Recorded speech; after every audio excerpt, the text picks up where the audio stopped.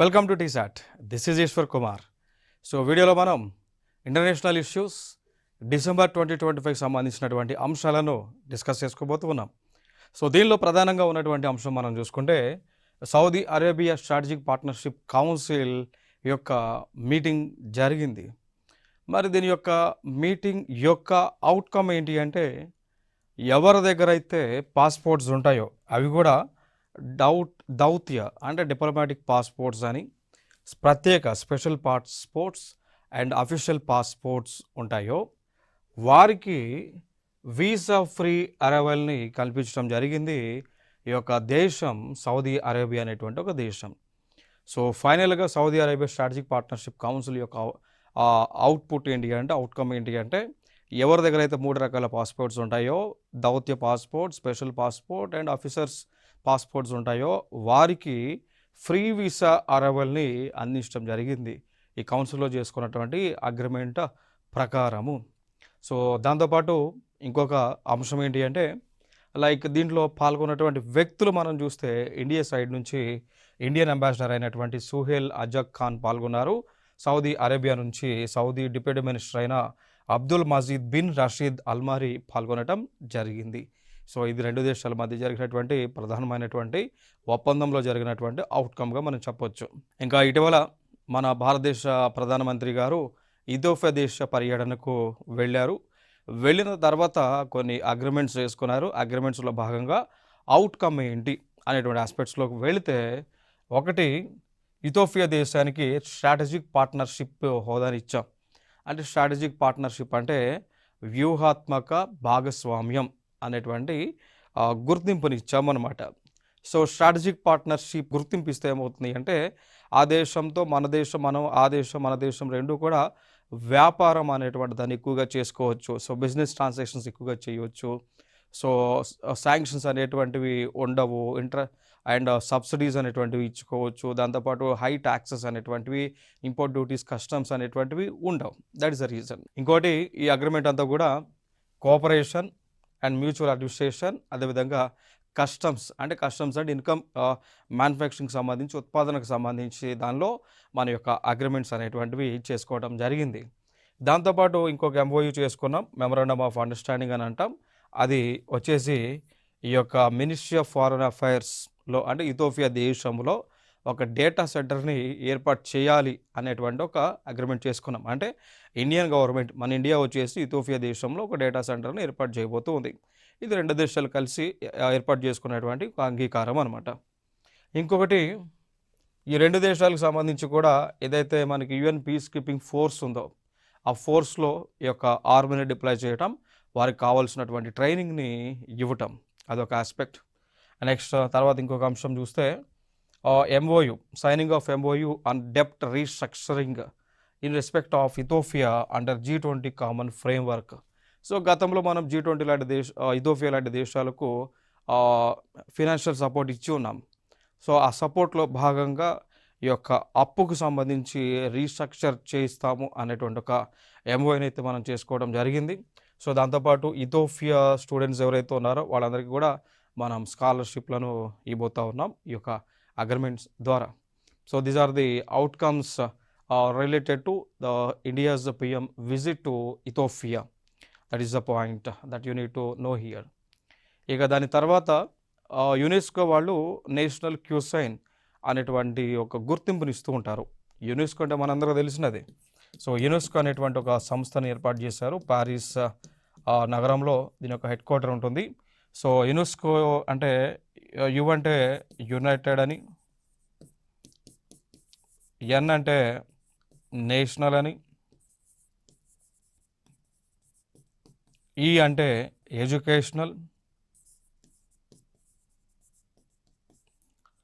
Yes అంటే scientific, C అంటే cultural, ఓ అంటే ఆర్గనైజేషన్ అని పిలుస్తుంటాం. సో ఇది యునెస్కో యొక్క ఫుల్ ఫామ్. సో వీళ్ళు మొట్టమొదటిసారిగా నేషనల్ క్యూసైన్ అనేటువంటి ఒక ట్యాగ్ని తీసుకొచ్చారు. సో అట్లా ట్యాగ్ పొందినటువంటి మొట్టమొదటి దేశంగా ఇటలీ నిలిచింది అనమాట. సో అదే న్యూస్లో ఉంది. సో నేషనల్ క్యూసైన్ అంటే వంటకం అనమాట. నేషనల్ క్యూసైన్ అంటే జాతీయ వంటకం. సో నేషనల్ లెవెల్లో జాతీయ స్థాయిలో ప్రసిద్ధి పొందినటువంటి వంటకానికి గుర్తింపిస్తుంది యునెస్కో. అట్లా గుర్తింపు పొందినటువంటి వంటకంగా మనం చూసుకున్నట్లయితే ఇటలీ నిలిచింది అనమాట. That's the point we have to know here. ఇంకా దాని తర్వాత మనం చూసుకుంటే మరి యొక్క గుర్తింపు ఇచ్చింది కూడా యునెస్కో సమిట్ మనకి ఢిల్లీలో జరిగింది. సో 2025 డిసెంబర్లో ఢిల్లీలో జరగగా ఇక్కడ యునెస్కో వారు ఈ యొక్క అనౌన్స్మెంట్ చేయడం జరిగింది ఇటలీని సెలెక్ట్ చేస్తూ. ఇంకొక అంశం, ఇటలీ అనగా గుర్తొచ్చేటువంటి ఒక వంటకం పిజ్జా. సో మనం ఏదైతే పిజ్జా బర్గర్లు తింటూ ఉంటామో సో ఆ పిజ్జా ఇటలీ దేశం నుంచి ఆరిజిన్ ఉంది. సో ఇటలీ నుంచి పిజ్జా అనేటువంటిది భారతదేశానికి వచ్చింది. క్లియర్? అందుకోసమే ఇటాలియన్ పిజ్జా అని పిలుస్తూ ఉంటాం. That is the point. ఇంకా అక్కడ నుంచి ఇంకొక ఇండెక్స్ ఉంది, దాన్ని స్టాన్ఫోర్డ్ వాళ్ళు రిలీజ్ చేశారు, global AI vibrancy index 2025. So global AI vibrancy index 2025ని ఏ సంస్థ విడుదల చేసింది అంటే స్టాన్ఫోర్డ్స్ అనేటువంటి ఒక సంస్థ విడుదల చేసింది. దాని ప్రకారం టాప్ 3 ర్యాంక్స్ ఎవరు వచ్చారంటే ఫస్ట్ ప్లేస్లో యుఎస్ఏ, సెకండ్ చైనా, థర్డ్ ప్లేస్లో ఇండియా ఉంది. అంటే దీన్ని బట్టి చెప్పొచ్చు ఆర్టిఫిషియల్ ఇంటెలిజెన్స్లో కూడా, మేధో సంపత్తిలో కూడా, అంటే కృత్రిమ మేధో సంపత్తిలో కూడా భారతదేశం క్రమేపీ అగ్రగామిగా ఉంటుంది. సో ఫస్ట్ యుఎస్ఏ ఉంది, second China, nothing but third ప్లేస్లోనే కదా ఇండియా ఉంది. ద రిమైనింగ్ జర్మనీ, జపాన్ ఇవన్నీ కూడా ఏదో లాస్ట్ ప్లేసెస్లో ఉన్నాయి, అంటే ఫర్దర్ ప్లేసెస్లో ఉన్నాయి. బట్ థర్డ్ ప్లేస్కి అయితే ఇండియా ఉంది కదా. So India is also excelling in artificial intelligence as well along with that GDP. So మనందరికీ తెలుసు, సో జీడిపి పాయింట్ ఆఫ్ వ్యూలో మనం ఆల్రెడీ 4th ప్లేస్లో ఉన్నాం. India was at 4th place in terms of GDP. First ప్లేస్లో ఉన్నది like USA was in the first place, second place China, third place Germany, and 4th place మన India ఉంది GDP point of వ్యూలో, and 5th ప్లేస్లో Japan ఉంది. క్రమేపీ రాబోయేటువంటి 2047 కల్లా మనం కనుక $30 ట్రిలియన్ ఎకానమీని రీచ్ అవ్వగలిగితే 2047కి మనం సెకండ్ ప్లేస్లోకి రావడానికి ఛాన్సెస్ ఉంది. We may come to the second place in terms of GDP. రాబోయేటువంటి 2030 కల్లా, బిఫోర్ దట్ నాట్ ఓన్లీ 2030 లోపు మనము ఎకానమీ పరంగా థర్డ్ ప్లేస్లోకి రాబోతూ ఉన్నాం. ఎందుకంటే జర్మనీ అదేవిధంగా ఇండియా యొక్క జీడిపి కొంచెం వ్యత్యాసంలోనే ఉంది. సో జర్మనీ యొక్క జీడిపి గ్రోత్తో కంపేర్ చేస్తే ఇండియన్ జీడిపి గ్రోత్ అనేటువంటిది చాలా ఎక్కువగా ఉంది. ఆల్మోస్ట్ ఒక 7 to 8% వరకు ఇండియా యొక్క జీడిపి గ్రోత్ అనేటువంటిది ఎక్కువగా ఉంది. కాబట్టి very soon we will reach to the third place in terms of economy. Already పీపీపీలో, అంటే దీన్ని కొనుగోలు శక్తి అంటాం, దాన్ని పబ్లిక్ పర్చేస్ పారిటీ అంటాం. సో పర్చేస్ పవర్ పారిటీ అని పిలవచ్చు. పర్చేస్ పవర్ పారిటీ, దీన్ని తెలుగులో కొనుగోలు శక్తి అంటాం. వి కాల్ ఇట్ యాస్ కొనుగోలు శక్తి. సో ఈ కొనుగోలు శక్తిలో భారతదేశం యొక్క స్థానం ప్రజెంట్ థర్డ్ ప్లేస్లో ఉన్నాం. ఇంకా ఫ్యూచర్లో we may reach to the first place. That's the point information. And ఇంకా ఇండియా పాయింట్ ఆఫ్ వ్యూలో చెప్పాల్సి వస్తే ఈ రోజున రైస్ ప్రొడక్షన్లో in terms of rice India stood at the first place, then China stood at second place. In terms of steel production, India stood at the second place. In terms of millets production, India stood at the first place. In terms of milk production, India stood at first place. అట్లా చాలా అంశాల్లో India, భారతదేశం అగ్రగామిగా ఉంటూ ఉంది క్రమేపీ. ఇంకొక అంశం మనకి న్యూస్లో ఉంది, అదే ఆపరేషన్ సాగర్ బంధు అంటాం. సో ఆపరేషన్ సాగర్ బంధుని లాంచ్ చేశాం. మరి ఆపరేషన్ సాగర్ బంధు దేనికి సంబంధించింది అంటే శ్రీలంక దేశానికి, ఆ దేశంలో దిత్వా తుఫాను వచ్చి చాలామంది మరణించడం, క్షతగాత్రులు అవటం, అంటే వారి యొక్క ఆస్తి అంతా కూడా పోవటం, ప్రాపర్టీ డ్యామేజ్ అవ్వటం, జరిగినటువంటి నష్టంలో భాగంగా, సో నష్ట నివారణ చర్యలలో భాగంగా శ్రీలంక దేశానికి మనం దాదాపు 1000 టన్నుల మేర సాయాన్ని మనం అందించామన్నమాట. సో దానికి గాను భారత యొక్క నావికాదళం, సో ఇండియన్ నేవల్ ఫోర్స్ ముందుకు వచ్చి ఆ యొక్క నేవల్ షిప్స్లో దాదాపు ఒక 1000 టన్నుల మేర ఫుడ్ గ్రెయిన్స్ కానీ, లేకపోతే వీట్ కానీ, రైస్ కానీ, మెడిసిన్స్ కానీ ఇవన్నీ కూడా మనం ఆ దేశానికి సరఫరా చేయడం జరిగింది. సో అదో ఇంపార్టెంట్ ఇన్ఫర్మేషన్. సో ఫైనల్గా ఇంకొక ఫర్దర్గా మనం తెలుసుకోవాల్సిన అంశం ఏంటి అంటే ఆపరేషన్ సాగర్ బంధు దేనికి సంబంధించిందంటే శ్రీలంకకి మనం సహాయం చేసినటువంటి కార్యక్రమం. అట్లా కొన్ని కొన్ని ఆపరేషన్స్ ఉన్నాయి ఇండియాలో. లైక్ ఫర్ ఎగ్జాంపుల్ తీసుకుంటే ఆపరేషన్ పోలో. ఆపరేషన్ పోలో దేనికి సంబంధించింది అంటే తెలంగాణ రాష్ట్రంలో, తెలంగాణ హైదరాబాద్ ప్రాంతంలో ఏదైతే నిజాం వాళ్ళు పరిపాలించున్నారో ఆ నిజాం వాళ్ళని దగ్గర నుంచి పవర్ తీసుకునేటువంటిదే ఆపరేషన్ పోలోగా మనం చెప్పవచ్చు. ఇక దాని తర్వాత ఆపరేషన్ పోలో లాంచ్ చేసాం గోవాని పోర్చుగీస్ దగ్గర నుంచి తీసుకోవడానికి. దాని తర్వాత ఆపరేషన్ కార్గిల్ లాంచ్ చేసాం. సో కార్గిల్ని పాకిస్తాన్ వాళ్ళు కైవసం చేసుకునేటువంటి ఆలోచన ఉంటే వారి దగ్గర నుంచి తీసుకోవడానికి మనం ప్రయత్నం చేసాం. అంటే తీసుకున్నాం ఆల్రెడీ కూడా, ఎందుకంటే మన ప్రాంతాన్ని మనం తిరిగి తీసేసుకున్నాం కార్గిల్. సో అట్లా ఆపరేషన్స్ అని కూడా మనం నిర్వహించాం. ఆపరేషన్ గంగా అని, ఆపరేషన్ త్రినేత్ర అని, త్రివేత్రి అని. సో అట్లా రకరకాల ఆపరేషన్స్ని ఇండియన్ గవర్నమెంట్ ప్రారంభించడం జరిగింది. సో ఆస్పెక్ట్లో అవి ఆపరేషన్స్ ఇంపార్టెంట్. ఇంకా ఫర్దర్గా ఇంకా మనం గుర్తుపెట్టుకోవాల్సినవి ఈ దిత్వా అనేటువంటి ఒక తుఫాన్ ఏదైతే వచ్చిందో ఈ తుఫాన్కి ఈ పేరు పెట్టినటువంటి దేశం ఏదో గుర్తుపెట్టుకోవాలి. సో ఆ దేశం వచ్చేసి యమన్ అనేటువంటి ఒక దేశం. సో దిత్వా తుఫాన్కి పేరు పెట్టినటువంటి దేశం యమన్. సో యమన్ అనేటువంటి దేశం దిత్వా అనేటువంటి పేరు తుఫాన్కి పెట్టింది. కేవలం యమనే పెడుతుందంటే ప్రతి తుఫాన్కి కూడా ఒక్కొక్క దేశం పెడుతూ ఉంటుంది. దానికి సంబంధించి ఏ తుఫాన్లు ఏ విధంగా పేర్లు పెడతాయనేటువంటిది నేను ఆల్రెడీ గత క్లాసెస్లో చెప్పి ఉన్నా. ఒకసారి ఆ ప్రీవియస్ వీడియోస్ కూడా చూడండి. సో ఈవెన్ ఒకసారి రిమెంబరెన్స్ కోసం అయితే లైక్ ఇక్కడ మనకి WM1 ఉంటుంది, వరల్డ్ మెటరలాజికల్ ఆర్గనైజేషన్ ఉంటుంది. సో ఈ ఆర్గనైజేషన్ వాళ్ళు ఏం చేశారంటే ఈ ఇండియన్ ఓషన్ చుట్టూ ఉన్నటువంటి దేశాలు దాదాపు మనకి ఒక 13 కంట్రీస్ ఉన్నాయి. ఆ 13 కంట్రీస్ దగ్గర నుంచి ఈచ్ కంట్రీ నుంచి 13 నేమ్స్ తీసుకున్నారు. టోటల్గా 169 నేమ్స్ తీసుకోవడం జరిగింది. ఆ 169 నేమ్స్ ఏవైతే ఉన్నాయో ఆ నేమ్స్ అంటే కంట్రీ వైజ్గా ఆల్ఫాబెటికల్ ఆర్డర్లో అరేంజ్ చేశారు. అంటే ముందుగా 13 కంట్రీస్ని ఆల్ఫాబెటికల్ ఆర్డర్లో అరేంజ్ చేశారు. దాని తర్వాత వాళ్ళు ఇచ్చినటువంటి నేమ్స్ని కూడా ఆల్ఫాబెటికల్ ఆర్డర్లో అరేంజ్ చేశారు. ఫర్దర్గా ఒక్కొక్క ఆల్ఫాబెటికల్ ప్రకారం ఈ యొక్క అరేబియన్ సీలోను, బే ఆఫ్ బెంగాల్లోను, ఇండియన్ ఓషన్లోను ఎక్కడ కూడా మన సైక్లోన్ వచ్చినా కూడా ఆ సైక్లోన్కి ఈ లిస్ట్లో ఉన్నటువంటి నేమ్స్ ప్రకారం, సీరియల్ ప్రకారం, ఆల్ఫాబెటికల్ ప్రకారం ఆ నేమ్స్ పెడుతూ ఉంటారు. అట్లా మొన్న వచ్చినటువంటి తుఫాన్ ఏదైతే ఉందో డిసెంబర్లో ఆ దిత్వా తుఫాన్ అది. సో ఆ సీక్వెన్స్ ప్రకారం పేరు పెట్టినది యమన్ పెట్టారు. అట్లా న్యూస్లో ఉంది. ఇంకొక అంశం, మరి మనం శ్రీలంకకి ఎందుకు సహాయం చేశామంటే మనకు ఒక ఇంటర్నేషనల్ పాయింట్ ఆఫ్ వ్యూలో కొన్ని పాలసీలు ఉన్నాయి. One of the policy India's neighbourhood first policy అని అంటాం. దాని తర్వాత మహాసాగర్ విజన్ అంటాం. సో ఇట్లా పాలసీలను అనుసరించి మనం వారికి సహాయ కార్యక్రమాలు అనేటువంటివి చేయటం జరిగింది. That is the point. Microsoft యొక్క CEO అయినటువంటి సత్య నాదెల్లా గారు మన ప్రధానమంత్రి గారితో కలిసిన తర్వాత ఒక అనౌన్స్మెంట్ చేశారు. సో ఏషియా ఖండంలోనే అతిపెద్ద ఇన్వెస్ట్మెంట్ అది AI రంగానికి సంబంధించినటువంటి ఇన్వెస్ట్మెంట్ చేయబోతా ఉన్నారు. సో అప్రాక్సిమేట్గా ఆ వాల్యూ మనం తీసుకుంటే దాదాపు ఒక $17.5 బిలియన్ మేర ఆ యొక్క వాల్యూ మేర ఇన్వెస్ట్మెంట్ అనేటువంటిది భారతదేశంలో చేయబోతూ ఉన్నారు. సో ఫైనల్గా ఇది అంశం. ఈ పాయింట్ ఆఫ్ వ్యూలో కొన్ని జీకే ఫ్యాక్ట్స్ మాట్లాడాల్సి వస్తే who is the present CEO for Microsoft అంటే సత్య నాదెల్లా, భారత సంతతికి చెందినటువంటి వ్యక్తి, భారతీయుడు. సో వీరు మైక్రోసాఫ్ట్ USA సంస్థకు చెందిన దానిలో CEOగా విధులు నిర్వహిస్తూ ఉన్నారు. సో ఫైనల్గా వారు ఇండియా పైన మమకారంతో అంటే పెట్టుబడి పెట్టబోతూ ఉన్నారు. సో దాదాపు $17.5 బిలియన్ మేర. దాంతోపాటు ఇంకా జీకే పాయింట్ ఆఫ్ వ్యూలో మాట్లాడాల్సి వస్తే గూగుల్ యొక్క CEO ఎవరు అంటే సుందర్ పిచ్చై. అట్లా కొన్ని పాయింట్స్ ఉన్నాయి. సో ఈ యొక్క హెడ్స్ మనం గుర్తుపెట్టుకోవాలి కొన్ని సంస్థలకు, అన్నీ కాదు కొన్ని important. Like for example Facebook లేదా మెటా వాటి యొక్క హెడ్ మార్క్ జుకర్బర్గ్, గూగుల్ యొక్క CEO అయితే సుందర్ పిచ్చై, మైక్రోసాఫ్ట్ యొక్క CEO అయితే సత్య నాదెల్లా. ఇట్లా కొంతమంది హెడ్స్ని అయితే మనం గుర్తుపెట్టుకోవాలి. అండ్ అమెజాన్ యొక్క హెడ్ జెఫ్ బెజోస్, వీళ్ళందరూ కూడా గుర్తుపెట్టుకోవాలి ఎందుకంటే నేమ్స్ అడుగుతూ ఉన్నారు.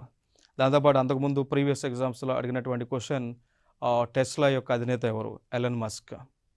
ఇప్పుడు ఎక్స్ అధినేత కూడా ఎలన్ మస్కే.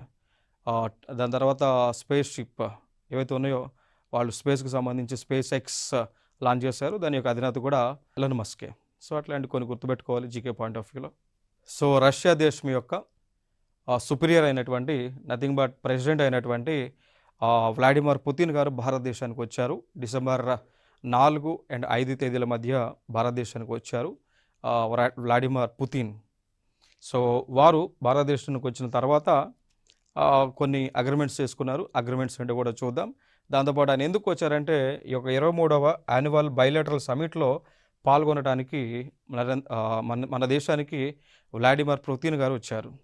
సో వచ్చిన తర్వాత మనకి కొన్ని అగ్రిమెంట్స్ జరిగి ఉన్నాయి. సో అగ్రిమెంట్స్లో మనం చూస్తే ఒకటి 2030 వ్యూహాత్మక ఆర్థిక రోడ్ మ్యాప్ అంటాం. సో దాన్ని ఇంగ్లీష్లో స్ట్రాటజిక్ ఎకనామిక్ పార్ట్నర్షిప్ అంటాం. క్లియర్. సో 2030 వరకు కూడా మనం ఇప్పుడు 2026లో ఉన్నాం. 2030 వరకు ఎటువంటి ప్లాన్ వేయాలి, ఏ విధంగా ఎకానమీని డెవలప్ చేయాలనేటువంటి విధంగా వీరు ఆలోచన చేశారు. That's the point. నెక్స్ట్ 2030 నాటికి $100 బిలియన్ ద్వైపాక్షిక వాణిజ్య లక్ష్యం పెట్టుకున్నారు. అంటే 2030 కల్లా రెండు దేశాల మధ్య కనీసము ఒక $100 బిలియన్ మేర ట్రేడ్ జరగాలి అనేటువంటి ఒక టార్గెట్ని పెట్టుకున్నారు. దాంతోపాటు ఒక ఒప్పందం అంటే రెండు దేశాల మధ్య ఒక బిజినెస్ అగ్రిమెంట్ చేసుకునేటువంటి ఆలోచనతో కూడా ఉన్నారు. అదే ఇండియా యూరేషియన్ ఎకనామిక్ యూనియన్, దీన్ని ఫ్రీ ట్రేడ్ అగ్రిమెంట్ అంటాం. సో దీనిపైన డిస్కషన్స్ చేశారు. అండ్ అగ్రిమెంట్స్ చేయలేదు కానీ బట్ డిస్కషన్స్ చేశారు. అదే India Eurasian economic union free trade agreement discussions చేశారు. ఒకవేళ అగ్రిమెంట్ కనుక చేస్తే, ఫైనల్గా చేస్తే భారతదేశానికి లాభమే, మిగిలినటువంటి దేశాలకు కూడా లాభమే. సో మ్యూచువల్ బెనిఫిట్ అనేటువంటిది ఉంటుంది. దాంతోపాటు వాణిజ్యంలో జాతీయ కరెన్సీల విస్తృత వినియోగం గురించి కూడా మాట్లాడారు. అంటే దీన్ని మనం ఇంగ్లీష్లో చెప్పాలి అంటే we can say it as currency swap అని అంటాం. కరెన్సీ స్వాప్ అని అంటాం. లేదు ఇంకొక భాషలో చెప్పాలి అంటే దీన్నే లోకల్ కరెన్సీ సెటిల్మెంట్ అంటాం, LCS. సో కరెన్సీ స్వాప్ అయినా లోకల్ కరెన్సీ సెటిల్మెంట్ అయినా ఏంటి అంటే, ఫర్ ఎగ్జాంపుల్ మనం ఇండియా కదా, సో ఇండియా రష్యా దగ్గర ఏదైనా వస్తువు కొన్నప్పుడు మనం ఇండియన్ రూపీస్లో వాళ్ళకి ఇవ్వచ్చు అన్నట్టు డబ్బులు. అదేవిధంగా చైనా కనుక వాళ్ళ వస్తువులు ఏమైనా చైనా మన దగ్గర ఏదైనా వస్తువులు కొన్నప్పుడు చైనా వాళ్ళ యొక్క కరెన్సీలో వాళ్ళు మనకు డబ్బులు ఇవ్వచ్చు అన్నమాట. అదే లోకల్ కరెన్సీ సెటిల్మెంట్ అంటాం, లేదా కరెన్సీ స్వాప్ అంటాం. ఈ రెండింటికి సంబంధించి రెండు దేశాల మధ్య చర్చలు అనేటువంటివి జరుగుతూ ఉన్నాయి. క్రమేపీ సక్సెస్ అయితే కనుక సో మనకి డాలర్తో పని లేకుండా మన స్వదేశీ కరెన్సీతోనే మనం బిజినెస్ ట్రాన్సాక్షన్స్ చేయవచ్చు. దానివల్ల క్రమేపీ రూపీ వాల్యూ అనేటువంటిది పెరుగుతుంది. That is the point.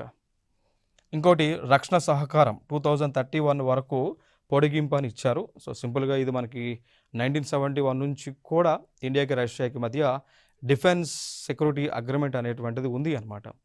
So అగ్రిమెంట్లోనే ఒక పాయింట్ ఏంటి అంటే, జనరల్గా ప్రెసిడెంట్ రష్యా యొక్క ప్రతినిధులు కూడా చెప్తూ ఉంటారు, సో ఇండియా పైన అటాక్ చేస్తే రష్యా పైన అటాక్ చేసినట్టే అన్న మీనింగ్తో చెప్తూ ఉంటారు. దానికి రీజన్ ఏంటి అంటే 1971 నుంచి కూడా ఇండియాకి రష్యాకి మధ్య ఫ్రెండ్షిప్ అగ్రిమెంట్ జరిగింది. Since 1971 there was a friendship agreement in between India and Russia. కాబట్టి మనకి ఏదైనా ఇష్యూ వచ్చినప్పుడు కూడా ఫర్దర్గా రష్యానే మనకి వచ్చి సహాయ కార్యక్రమాలు చేస్తూ ఉంది in terms of defence point of వ్యూలో. క్లియర్. సో ఆ అగ్రిమెంట్ని మళ్ళీ ఎక్స్టెండ్ చేస్తూ ఉన్నారు. 2031 వరకు కూడా ఆ యొక్క ఫ్రెండ్షిప్ అగ్రిమెంట్ని కానీ friendship agreement related to what we can say military point of వ్యూలో దాన్ని ఎక్స్పెండ్ చేస్తూ ఉన్నారు. నెక్స్ట్ ఇంకొకటి ఈ S-400 అనేటువంటి ఒక వ్యవస్థని కూడా మనకి రష్యానే ఇచ్చింది. ఇది ఎయిర్ డిఫెన్స్ సిస్టమ్ అని అంటాం. S-400 అనేటువంటిది ఎయిర్ డిఫెన్స్ సిస్టమ్. సో ఈ సిస్టమ్ కూడా మనకి రష్యానే మనకి ఇచ్చింది అనమాట.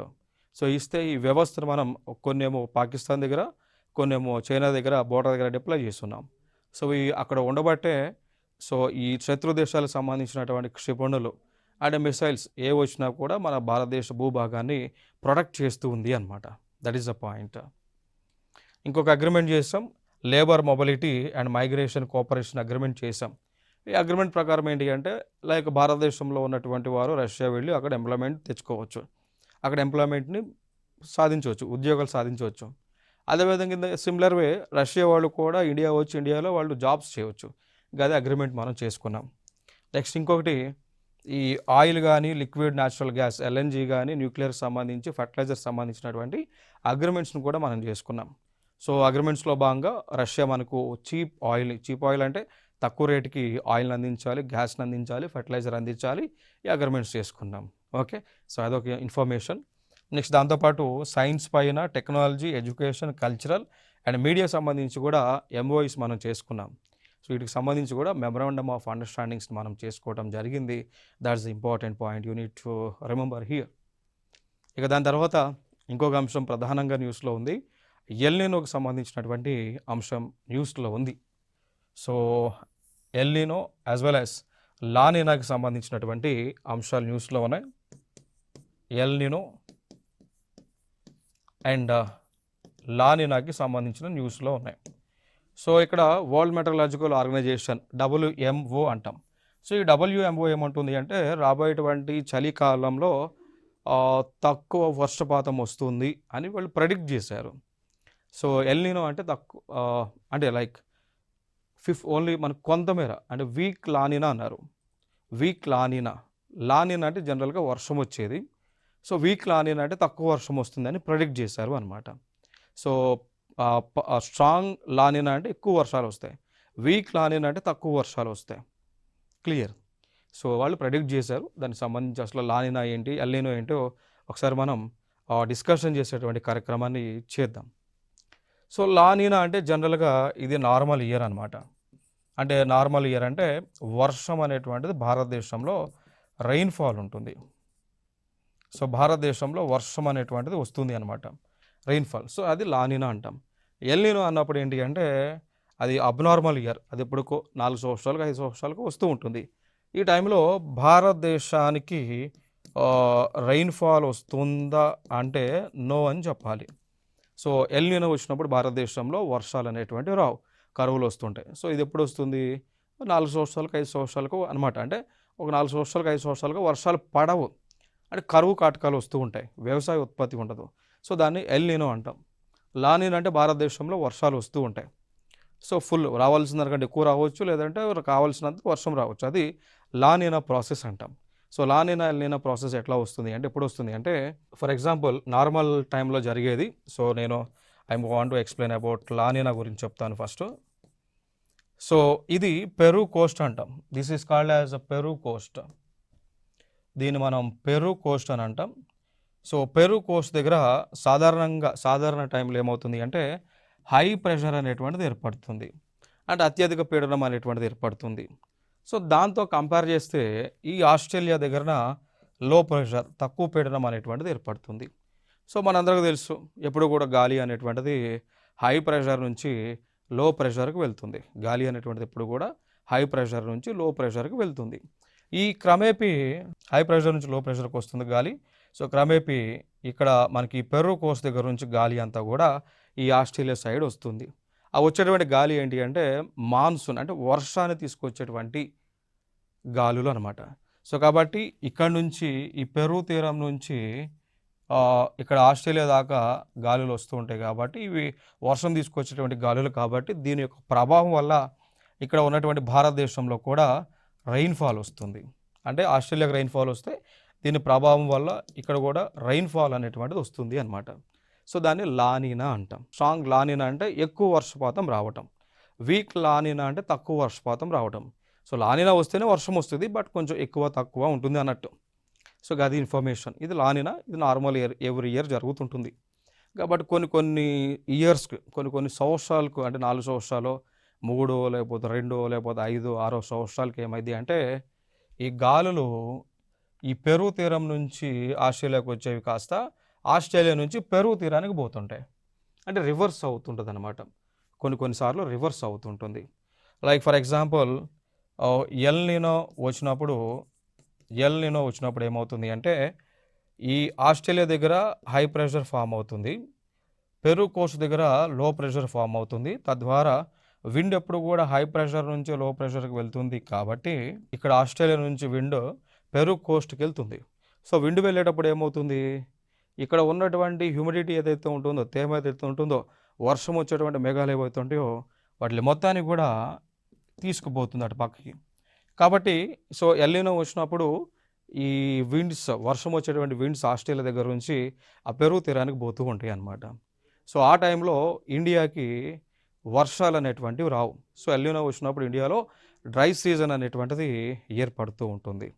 That is the point. So ఇది ఎల్ నినోకి లానినోకి మధ్య ఉన్నటువంటి వ్యత్యాసం. సో రెండు కూడా important. So Indian geography point of వ్యూలో లేదంటే వరల్డ్ జోగ్రఫీ పాయింట్ ఆఫ్ వ్యూలో 2 టాపిక్స్ కూడా ఇంపార్టెంట్. ఇవి తరచుగా కరెంట్ అఫైర్స్లో ఉంటూ ఉన్నాయి. ఏదో ఒక ఆస్పెక్ట్లో కరెంట్ అఫైర్స్లో ఉంటూ ఉన్నాయి కాబట్టి ఈ ప్రాసెస్ మనం తెలుసుకోవాల్సినటువంటి నీడ్ అండ్ నెసెసిటీ ఉంటుంది. క్లియర్? నెక్స్ట్ ఇంకొక అంశం. సో ఇక్కడ యునెస్కోకి సంబంధించి యునెస్కోలో ఒక బోర్డు ఉంటుంది. There was a board in UNESCO. ఆ బోర్డు ఎగ్జిక్యూటివ్ బోర్డ్ అంటాం. సో ఆ ఎగ్జిక్యూటివ్ బోర్డుకి మెంబర్గా ఇండియా మళ్ళీ రెండవసారి ఎలక్ట్ అవటం జరిగింది. క్లియర్? యునెస్కోలో ఉన్నటువంటి ఎగ్జిక్యూటివ్ బోర్డుకి ఇండియా మళ్ళీ సెలెక్ట్ అవ్వడం జరిగింది, అంటే రీఎలెక్ట్ అవ్వడం జరిగింది అనమాట. సో అట్లా అది న్యూస్లో ఉంది. ఆ పాయింట్ ఆఫ్ వ్యూలో కొన్ని అంశాలు మనం మాట్లాడదాం. సో ఈ యునెస్కోలో ఉన్నటువంటి కొన్ని projects, for example India lead చేస్తూ ఉంది. కొన్ని ప్రాజెక్ట్స్ మనం చూసుకున్నట్లయితే ఒకటి MGIEP ప్రాజెక్ట్ అని అంటాం. సో MGIEP నథింగ్ బట్ ఈ ఫుల్ ఫామ్లోనే ఉంటుంది. MG అంటే మహాత్మా గాంధీ అని, I అంటే ఇన్స్టిట్యూట్, E అంటే ఎడ్యుకేషన్, అండ్ P అంటే పీస్ అండ్ సస్టైనబిలిటీ అనమాట. సో ఇది MGIEP అనేది ఒక ఇన్స్టిట్యూషన్. దేనికి సంబంధించి? శాంతిని నెలకొల్పడానికి, సుస్థిర అభివృద్ధిని సాధించడానికి సంబంధించినటువంటి బోధనలు చేసేటువంటి ఒక ఇన్స్టిట్యూషన్. సో దీన్నే ఇండియా లీడ్ చేస్తూ ఉంది. అండ్ నెక్స్ట్ ఇంకోటి వరల్డ్ హెరిటేజ్ సైట్స్. సో ప్రపంచ వారసత్వ కట్టడాలు ఏవైతే ఉన్నాయో అవి భారతదేశంలో ఉన్నాయి. వాటిని ప్రొటెక్ట్ చేసేటువంటి బాధ్యత భారతదేశం తీసుకుంటా ఉంది. దాంతోపాటు డిజిటల్ లెర్నింగ్, సో డిజిటల్ లెర్నింగ్ని పెంచేటువంటి ప్రాజెక్టులు కూడా ఇండియన్ గవర్నమెంట్ చేస్తుంది. దాంతోపాటు స్థానికంగా ఉన్నటువంటి స్వదేశంలో ఉన్నటువంటి సంస్కృతిని కూడా ఈ యొక్క ఇండియన్ గవర్నమెంట్ పెంచుతూ ఉంది. సో ఇట్లాంటి ప్రాజెక్ట్స్ అన్నీ కూడా ఇండియా హ్యాండిల్ చేస్తూ ఉంది. క్లియర్? ఇట్లాంటి ప్రాజెక్ట్స్ అన్నీ కూడా ఇక్కడ ఇండియన్ గవర్నమెంట్ హ్యాండిల్ చేస్తూ ఉంది. ఇది ఒక ఆస్పెక్ట్గా మనం చెప్పొచ్చు. ఇంకా యునెస్కో పాయింట్ ఆఫ్ వ్యూలో కొన్ని చెప్పాల్సి అంటే, ఇక్కడ యునెస్కో వాళ్ళు ఏం చేస్తారంటే దేశాల్లో ఉన్నటువంటి కొన్ని ప్లేసెస్కు వరల్డ్ హెరిటేజ్ సైట్స్ యొక్క ట్యాగ్ లైన్ అనేటువంటిది ఇస్తూ ఉంటారు. అట్లా ట్యాగ్ లైన్ ఇచ్చారు. అట్లా టోటల్గా ఈ రోజున భారతదేశంలో 44 ప్రదేశాలకు ప్రపంచ వారసత్వ కట్టడాల జాబితాలో స్థానం కల్పించడం జరిగింది. సో దాని నుంచి తెలంగాణ నుంచి కూడా ఒక ప్రదేశం ఉంది. అదే రామప్ప ఆలయం అంటాం. దాన్ని రామప్ప టెంపుల్ ములుగు జిల్లాలో ఉంటుంది. ఇంకా రామప్ప టెంపుల్ యొక్క విశిష్టత కూడా మనం చూసుకున్నట్లయితే ఇది ప్రపంచంలోనే ఏకైక శివాలయం, శిల్పి యొక్క పేరు పెట్టడం. దాని తర్వాత కుంభమేళ ఒక ఇంపార్టెంట్ యునెస్కో పాయింట్ ఆఫ్ వ్యూలో. అండ్ దుర్గా పూజలకి కూడా ప్రపంచ గుర్తింపు అనేటువంటిది ఇవ్వటం జరిగింది. సో దాంతోపాటు ఇంకా ఇండియా యొక్క ప్రోద్బలంతో 2023 ఇయర్ని ఇంటర్నేషనల్ ఇయర్ ఆఫ్ మిల్లెట్స్గా, సో ప్రపంచ చిరుధాన్యాల సంవత్సరంగా డెసిగ్నేట్ చేయడం జరిగింది ఇండియా యొక్క ప్రోద్బలంతో. ఇవి మనకి ఇంటర్నేషనల్ పాయింట్ ఆఫ్ వ్యూలో ఇంపార్టెంట్ ఈవెంట్స్. సో ఫర్దర్ వీడియోస్లో మరికొన్ని అంశాలను మనం డిస్కస్ చేద్దాం. Thank you so much.